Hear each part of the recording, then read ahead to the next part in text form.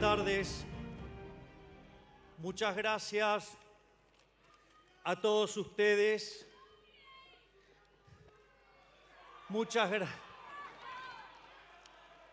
No creí que de este lado del Atlántico me conocían tanto. ¡Viva la libertad, carajo! ¡Viva España! ¡Viva Vox! ¡Viva Santiago Abascal! ¡Vamos contra los zurdos! En primer lugar, deseo darle las gracias a todos ustedes por esta tan calurosa bienvenida.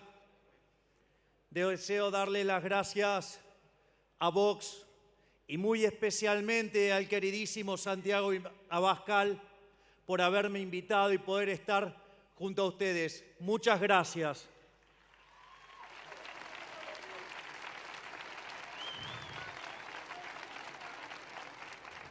Mi charla de hoy esencialmente va a ser sobre la batalla cultural y con especial foco en mi materia, que es la economía.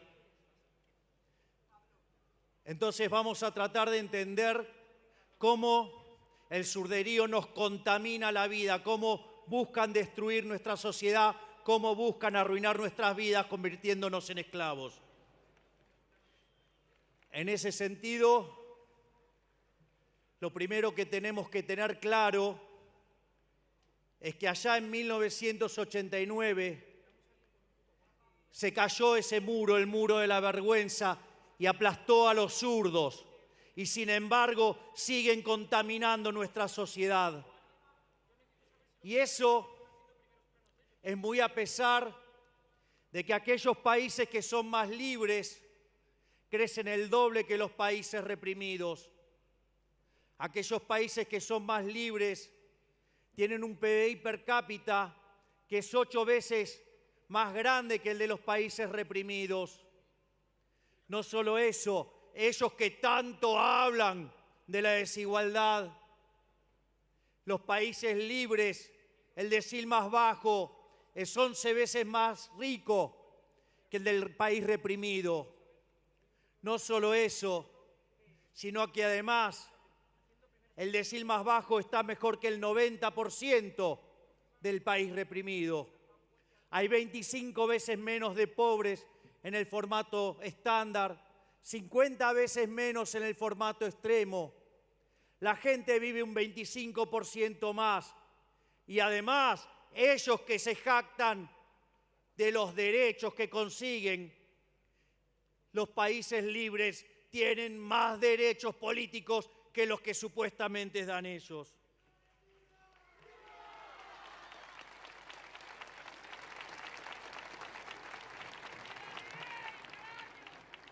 Frente a estos números,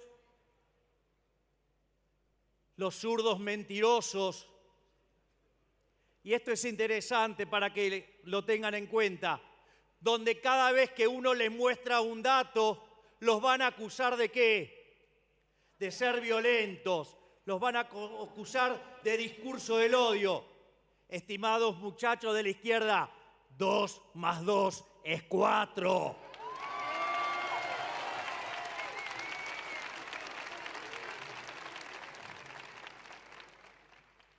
Y muchas veces, cuando uno plantea esta cuestión de evidencia cuantitativa, dice, pero no, son países que son culturalmente distintos, que tienen elementos distintos, personas distintas.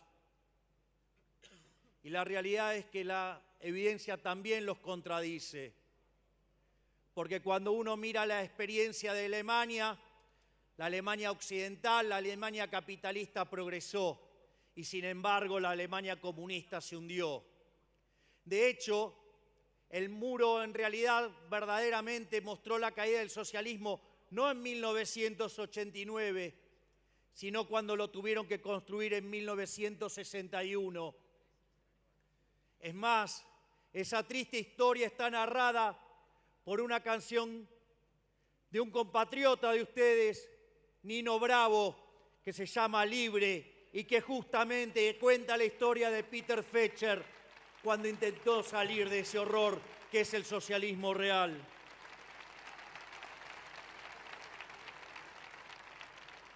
Pero si eso fuera poco, está la experiencia de lo que era el Imperio Austrohúngaro. Fue separado en Austria y Hungría. Austria con el capitalismo progresó, Hungría con el comunismo se hundió. ¿Quieren otro caso? Corea. Corea del Sur capitalista progresa. Corea del Norte comunista se hunde. Miren el caso de Hong Kong versus China. O miren el caso de Argentina. Argentina, cuando abrazó las ideas de la libertad, en 1895, después de 35 años, llegó a ser el país más rico del mundo.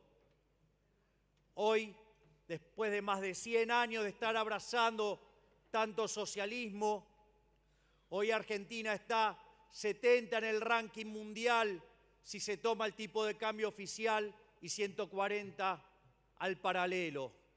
Es decir, el socialismo es la máquina de empobrecer. El socialismo en siempre y en todo lugar un fenómeno empobrecedor, un fenómeno miserable, un fenómeno del odio, un fenómeno de la violencia.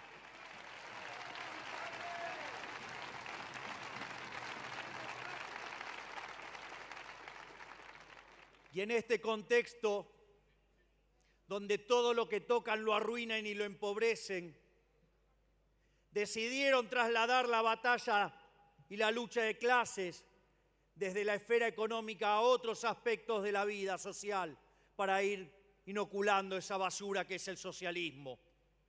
Así, básicamente, está la ideología de género, los conflictos étnicos, el tema de las etnias, el tema de los pueblos originarios, la agenda ecologista, el lenguaje inclusivo, todas cosas para ir destruyendo los valores de la sociedad. Y obviamente eso no es ajeno a la agenda en términos de economía. En términos de economía, básicamente lo que dicen los socialistas es que el sistema capitalista de libre empresa es injusto. Entonces tratan de poner, por un lado, el supuesto altruismo socialista versus el individualismo liberal. Ellos supuestamente, no en todas partes del mundo, de donde yo vengo, niegan la superioridad cuantitativa, pero en general el problema no es el que plantean de la cuestión cuantitativa, sino de que el sistema es injusto, que el sistema es inmoral. Y en ese sentido, plantean un trade-off entre desigualdad y eficiencia. Reconocen que el sistema capitalista de libre empresa es más productivo, pero que no se puede soportar la desigualdad. Y eso lo estructuran bajo un lema que es que donde nace una necesidad, nace un derecho. Pero ¿cuál es el problema? El problema es que las necesidades son infinitas y los derechos alguien los tiene que pagar. Y como los recursos son finitos, hay un problema de inconsistencia. Ese problema de inconsistencia entre necesidades infinitas y recursos finitos, la ciencia económica y el capitalismo de libre mercado lo resolvió vía el sistema de precios. Sin embargo, a los socialistas, que se caracterizan por su violencia, no les gusta y entonces lo quieren recomponer y reconstruir vía la acción violenta del Estado, con esa idea de la justicia social, una idea violenta e injusta porque implica tratar desigualmente frente a la ley a la gente, implica quitarle a uno para darle a otro. Pero la contracara de esta locura, y es la experiencia que vengo a contarles, es que esto se manifiesta en un profundo desequilibrio fiscal. Entonces, en primer lugar, recurren al endeudamiento.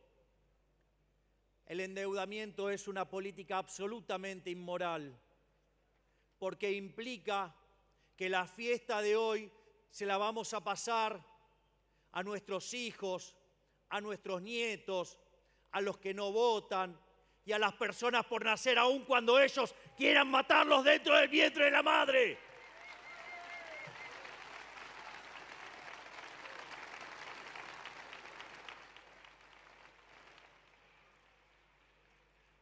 La otra alternativa que suelen utilizar es el financiamiento vía el Banco Central, es decir, financian el déficit fiscal con emisión monetaria, generan inflación que no solo perjudica el crecimiento económico, sino que ellos que tanto dicen defender a los más vulnerables, les pega entre 25 y 30 veces más fuerte a los más vulnerables. Es decir, ellos, digamos que tanto se ocupan de los pobres, lo único que hacen es aumentar el número de pobres.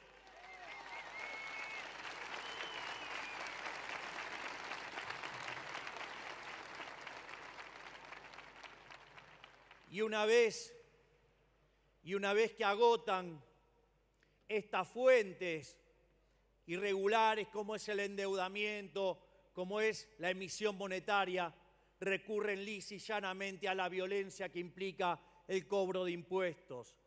¿O de dónde creen que viene la palabra? Impuestos a punta de pistola, coerción. Nadie los paga voluntariamente. Y en ese sentido, en la medida que van subiendo los impuestos, va apareciendo el Estado presente y todo lo va destruyendo y el desempeño de los países cada vez es peor.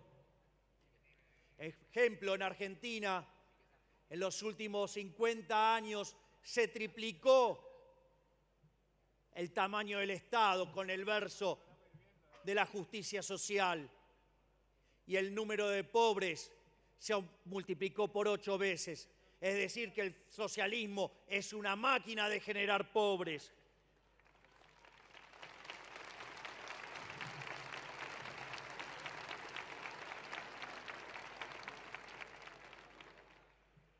Y en este sentido, también hay parte de responsabilidad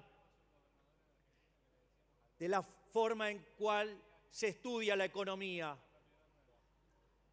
Yo recuerdo, previo a asumir la banca como diputado, me habían entregado un diploma por comprometerme con los argentinos en no subir impuestos y no crear nuevos impuestos y trabajar por achicar el Estado y bajar el gasto público. Y en esa reunión donde yo tenía que disertar,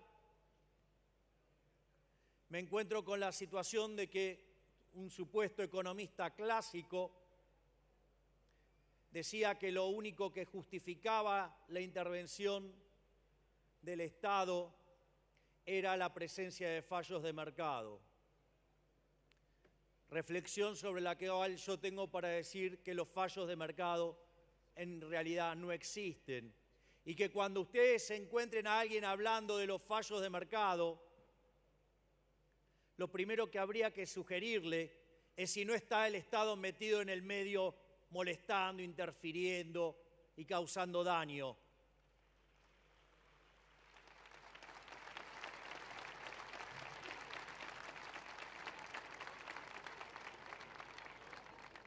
Y si aún así se mostrara que no está metido el Estado, invitaría a quien diga eso que vaya y estudie de vuelta el tema porque seguramente lo hizo mal.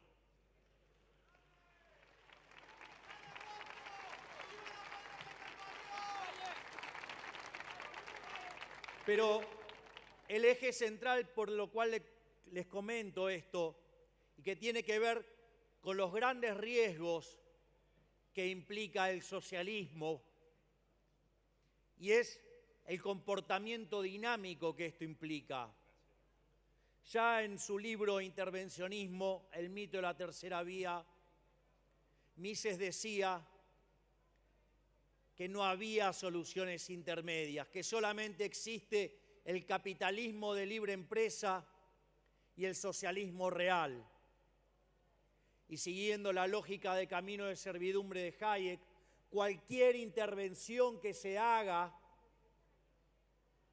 lo que va a suceder es que conduce a más socialismo, porque cuando aparece un supuestamente iluminado desde la poltrona diciendo que el mercado falla, lo que está diciendo es que no sabemos tomar nuestras propias decisiones y que ellos las pueden tomar mejor que nosotros. Y eso es falso, porque no son ni omniscientes, no son omnipresentes, no son omnipotentes, no son Dios.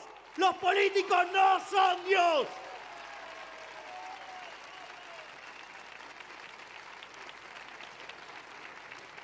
Y en ese sentido, cada vez que aparece la garra del Estado, a lo que funcionaba bien, ahora empieza a funcionar mal. Y eso después demanda más intervención, y después aparece más Estado, y aparece peor funcionamiento, y así sucesivamente. Va creciendo el socialismo, y así nos van robando la libertad.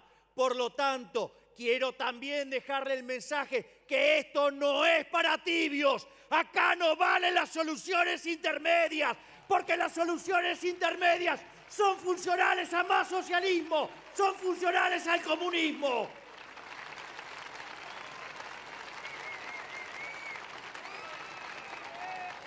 Y finalmente, para ir cerrando,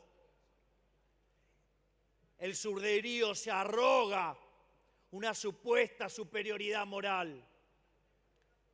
Les voy a contar que eso es falso. Porque los valores sobre los que se construye el socialismo es la envidia, el odio, el resentimiento, el trato desigual frente a la ley y el asesinato. Porque nunca se olviden que ese sistema criminal asesinó a 150 millones de seres humanos.